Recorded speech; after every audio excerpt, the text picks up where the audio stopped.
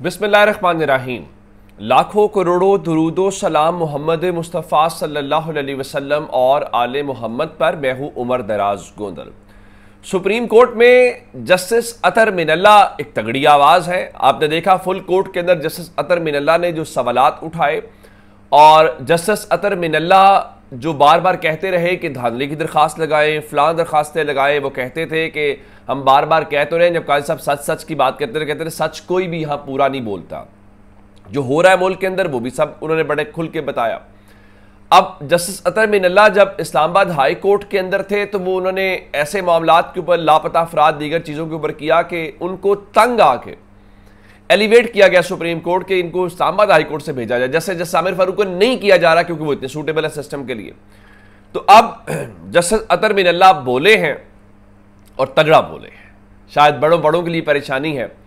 अतर मिनल्ला साहब को बुलाया गया था अमेरिका के अंदर, और अमेरिका के अंदर जहां पे उनको बुलाया गया, न्यूयॉर्क की जो बार है उन्होंने उनको खिताब का मौका दिया।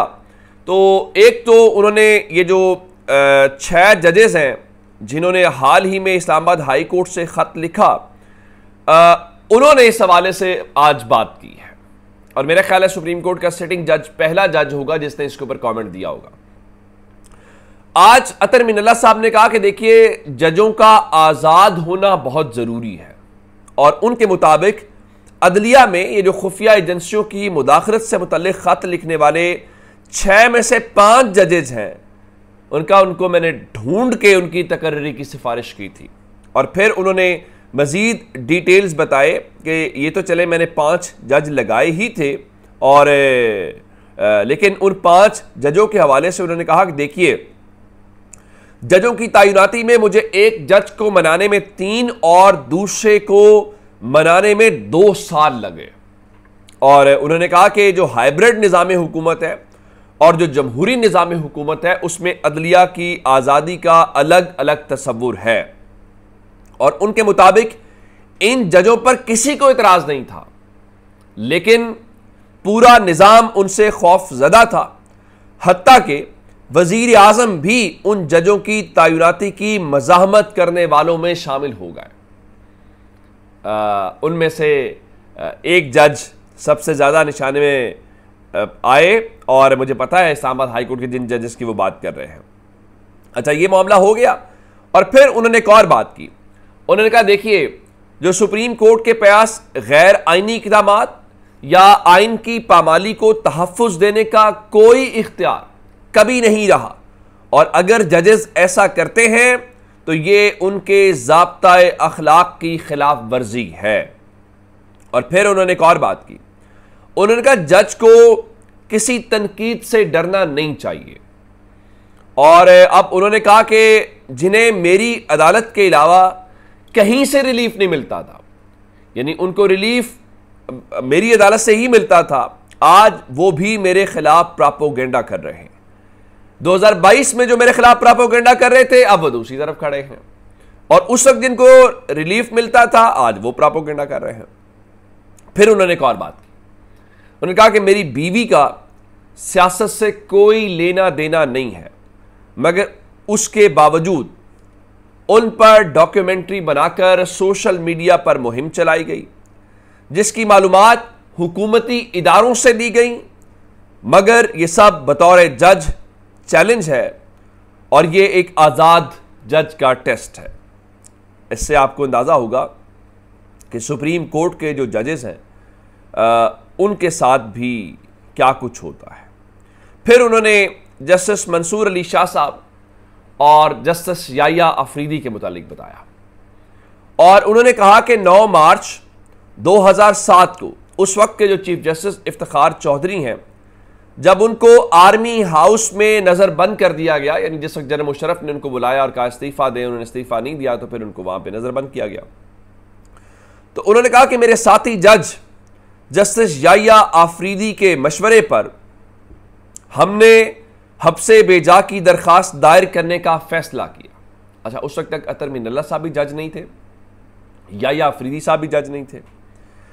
तो उन्होंने कहा कि उस वक्त हमारे वकील जस्टिस मंसूर अली शाह थे, यानी दरख्वास्त दायर करने का फ़ैसला किसने किया?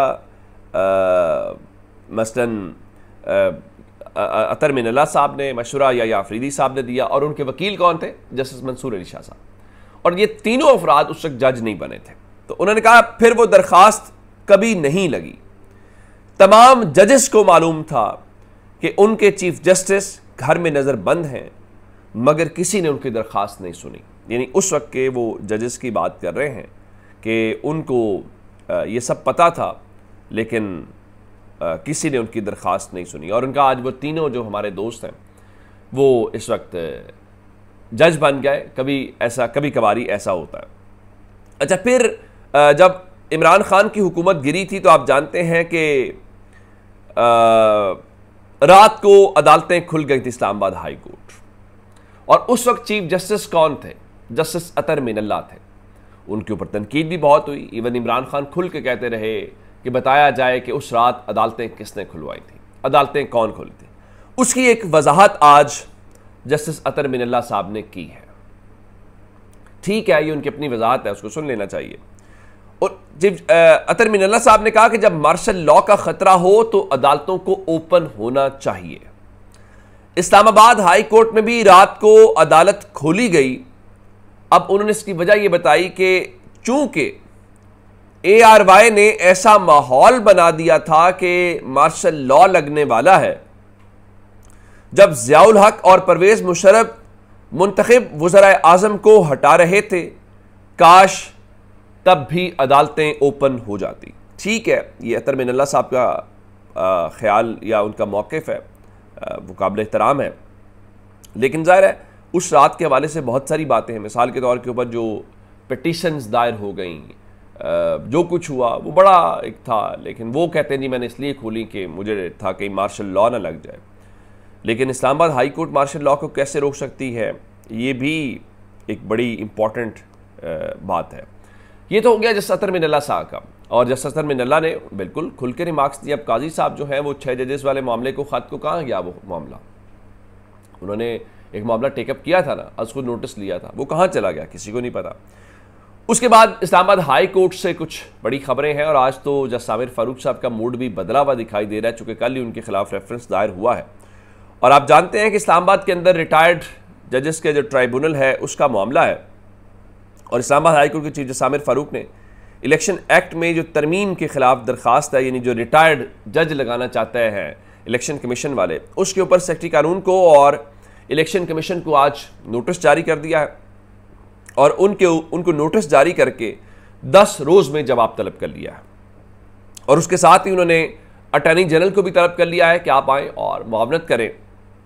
लेकिन असल बात यह है कि दरख्वास्त गुजार जो हैं उन्होंने ये इस्तदा की है कि आप इसके ऊपर एक लार्जर बेंच बना दें। तो इत्तलात ये हैं कि अदालत ने आज लार्जर बेंच बनाने की इस्तदा कर दी है। तो लार्जर बेंच का मतलब होगा 3, 4, 5, 7 जितने भी जजेस हैं वो बैठते हैं, तो उसमें से कोई मसला निकले। अगर तो लार्जर बेंच बन गया और जज सामिर फारूक साहब की अदालत से मामला किसी और के तो फिर होपफुली मामला बिल्कुल डिफरेंट हो जाएगा।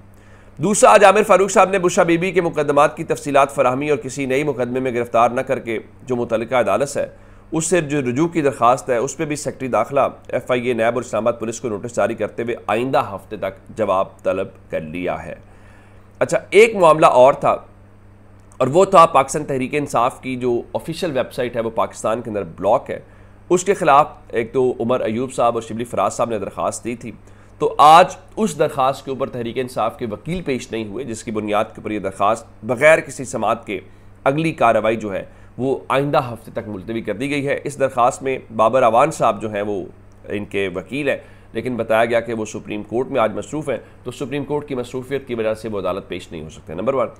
नंबर 2, इस्लामाबाद से आज एक और इम्पॉर्टेंट ख़बर आ सकती है किसी भी वक्त। आज वफाकी काबीना का इजलास बुलाया हुआ है, जो पहले बुलाया था फिर मुलतवी कर दिया गया, और उसमें इम्कान ये ज़ाहिर किया जा रहा है कि इमरान खान के हवाले से जो रेफरेंस है और पाकिस्तान तहरीक इंसाफ के ऊपर जो पाबंदी की समरी है आज मुमकिन तौर पे उसकी मंजूरी दी जा सकती है।